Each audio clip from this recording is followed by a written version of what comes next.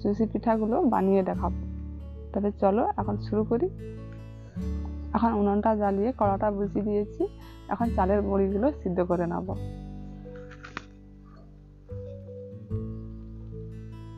এখন ওই কড়াতে দিয়ে দিচ্ছি জল, পরিমাণ মতো 1 বাটি জল দিয়েছি। আর চালের গুঁড়ো নিয়েছি 1 বাটি।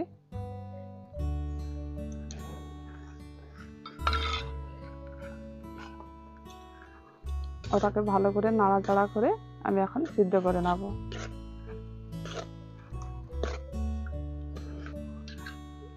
এখন চালের গুঁড়িটাকে একটু সিদ্ধ করে নিয়েছি, এবার আমি নামিয়ে নিচ্ছি।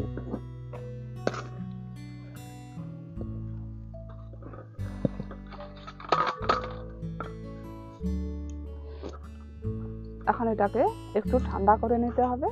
ঠান্ডা হয়ে গেলে আমি তখন চুষি পিঠাগুলো বানিয়ে নেব। এটা এখন একটু হালকা গরম আছে। এখন আমি এটাকে মেখে ডোটা করে নেব।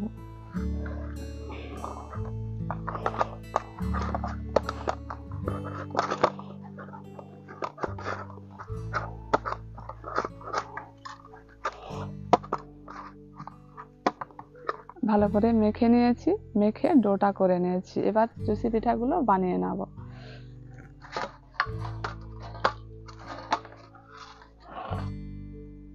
এবার ডো থেকে অল্প করে একটু কেটে নিয়ে বেলনি কাঠের উপর এইভাবে করতে হবে।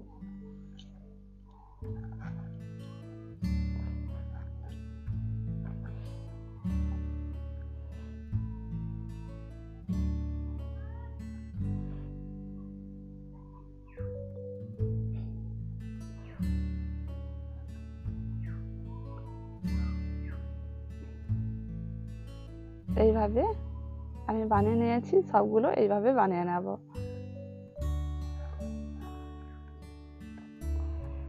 আর একটু অল্প করে কেটে নিয়ে হাত দিয়ে এইভাবে বানাতে হবে।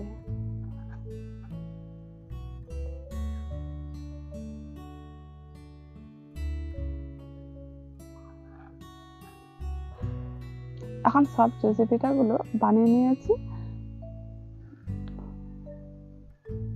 দেখুন কত সুন্দর হয়ে গেছে।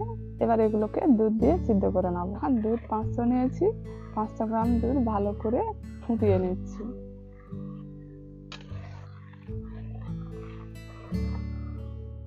কিছুক্ষণ ধরে আমি দুধটাকে ভালো করে ফুটিয়ে নিয়েছি। এবার এর মধ্যে দিয়ে দিচ্ছি 3টে এলাচ ফাটিয়ে, আর দিয়ে দিচ্ছি 1/2 কাপ গুঁড়ো দুধ।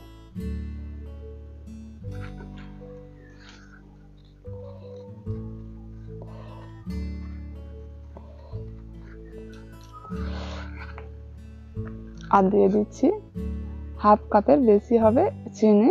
আর আপনারা যেমন মিষ্টি খেতে চাইবেন সেই পরিমাণে চিনিটা দেবেন। এখন ভালো করে দিয়ে আমি আরো কিছুক্ষণ ধরে এটাকে এখন ফুটিয়ে নেব।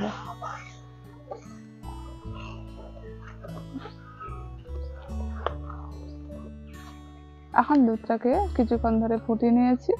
এবার এর মধ্যে দিয়ে দিচ্ছি চুষি পিঠাগুলো।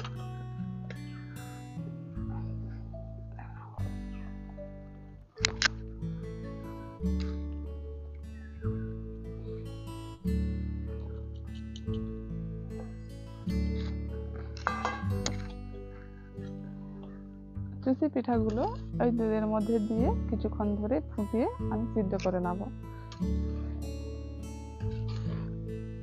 কিছুক্ষণ ধরে আমি এগুলোকে সিদ্ধ করে নিয়েছি। এখন আমার পুরোপুরি চুষি পিঠাগুলো সিদ্ধ হয়ে গেছে। এবার আমি নামিয়ে নিচ্ছি।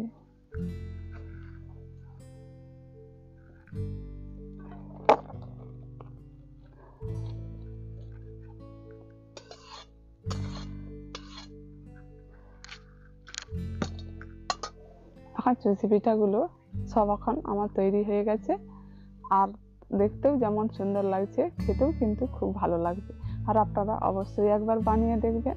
আর যদি ভালো লেগে থাকে একটু লাইক করবেন। এতক্ষণ ভিডিওটি দেখার জন্য অনেক অনেক ধন্যবাদ।